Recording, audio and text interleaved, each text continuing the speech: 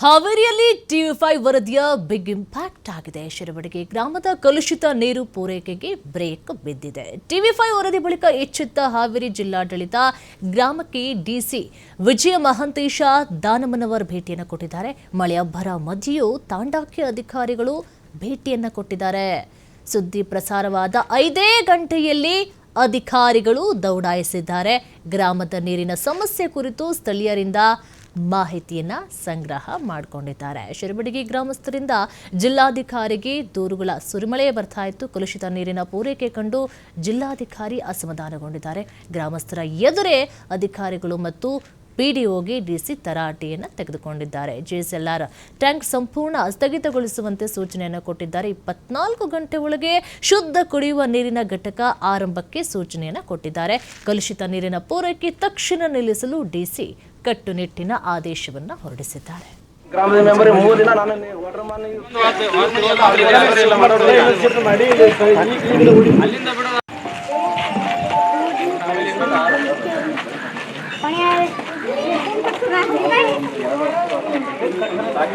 ನೀರು ಬಿಟ್ಟೇನ್ರಿ. ವಾಲ್ ತಗೊಂಡೋಗಿ ಇವ್ರ ಕಡೆ ಹೋಗಿದ್ದಾರೆ. ಇವ್ರ ಕಡೆ ಹೋದಾಗ ಇವ್ರೇನು ಕೇರ್ ತಗೊಳ್ಳಿಲ್ಲ.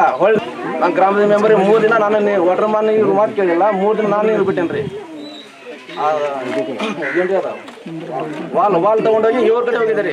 ಇವ್ರ ಕಡೆ ಹೋದಾಗ ಇವ್ರೇನು ಕೇರ್ ತಗೊಳ್ಳಿಲ್ಲ. ನಾನು ಗ್ರಾಮದ ಮೆಂಬರ್ ತಾವು ಇವತ್ತೇನು ಮಾಧ್ಯಮದಲ್ಲಿ ವರದಿ ಮಾಡಿದರೆ ಆಯ್ನಲ್ಲಿ ಇವತ್ತು ಭೇಟಿಯನ್ನು ಕೊಟ್ಟಿದ್ದೇನೆ. ಈ ದೂರು ಮುಂಚೆ ಬಂದಿತ್ತು. ಬಂದ ನಂತರ ತಕ್ಷಣವೇ ಕ್ರಮ ಕೈಗೊಳ್ಳೋ ತಹಸೀಲ್ದಾರ್ಗೆ ಇಒ ಅವ್ರಿಗೆ ನಾವು ಹೇಳಿದ್ವಿ, ಇನ್ಕ್ಲೂಡಿಂಗ್ DS ಅವ್ರಿಗೆ ಎಲ್ಲ ಹೇಳಿದೆ ನಾನು. ಅಧಿಕಾರಿಗಳು ಭೇಟಿ ಮಾಡಿಬಿಟ್ಟು ಆ ರೀತಿ ಸಮಸ್ಯೆ ಇದೆ ಅಂತ ನಮ್ಗೆ ವರದಿ ಮಾಡಿದರು. ಈಗ ನಾನು ಮತ್ತೆ ಇವತ್ತು ವರದಿ ಆದ ನಂತರ ಸ್ಥಳಕ್ಕೆ ಬಂದ ನಂತರ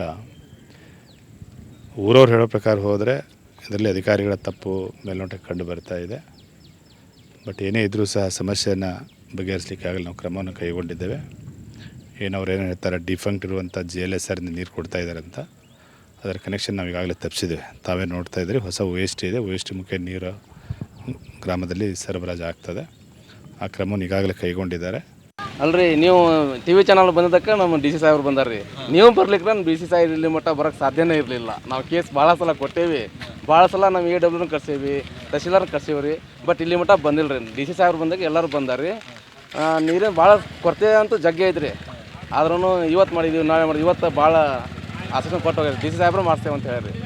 ಏನು ತಪ್ಪು ಮಾಡಿರಲ್ಲ ಅವ್ರನ್ನ ಸಸ್ಪೆಂಡ್ ಮಾಡ್ತೀವಿ, ಕೆಲಸ ಮಾಡ್ಕೊಡ್ತೀವಿ ಅಂತ. ಈಗ ಅಧಿಕಾರಿಗಳು ನಿಮ್ಮ ಎದುರಿಗೆ ವಾದ ಮಾಡಿದ್ರು, ನಾವು ಚಲೋ ನೀರು ಕೊಡ್ತೇವೆ, ಈ ನೀರು ಕೊಡಲ್ಲ ಅಂತಂದು. ಸರ್, ನಾವು ಮೆಂಬರ್ ಇದ್ದಾಗ 3 ದಿನ ಅದ್ರಲ್ಲಿಂದ ನಾನು ನೀರು ಕೊಟ್ಟಿದ್ದೇನೆ ರೀ. ನಾನು ನೀರು ಬಿಟ್ಟಿದ್ದೇನೆ ರೀ. ಇವ್ರ ಕಟ ಹೋಗಿ ನಾವು ವಾಲ್ ಕೊಟ್ಟು ಬಂದಿದ್ದೇನೆ ರೀ. 3 ದಿನ ನಾನು ಸದಾ ನಾನು ನೀರು ಬಿಟ್ಟು ನೀರು ಸಬ್ಸೆಂಟ್ ನೀರು ಒಟ್ಟು ಕಮ್ಮಿ ಆಲ್ದಂಗೆ ಕೊಟ್ಟಿದ್ರಿ. ನೀರಿಂದು ಭಾಳ ಸಮಸ್ಯೆನೇ ಐತ್ರಿ ನಮ್ಗೆ. ಯಾಕಂದ್ರೆ ಟಾಕಿಗಳು ಸ್ವಚ್ಛತೆಯಾಗಿ ತೊಳಿತಾ ಇಲ್ಲ. ಪಲ್ಸ್ ನೀರು ಕುಡಿದು ಜನರು ಅದನ್ನು ಇದ್ರ ಮಾಡಿಕೊಂಡು ಅನಾರೋಗ್ಯದಿಂದ ಬಳಲ್ತಿದ್ರು.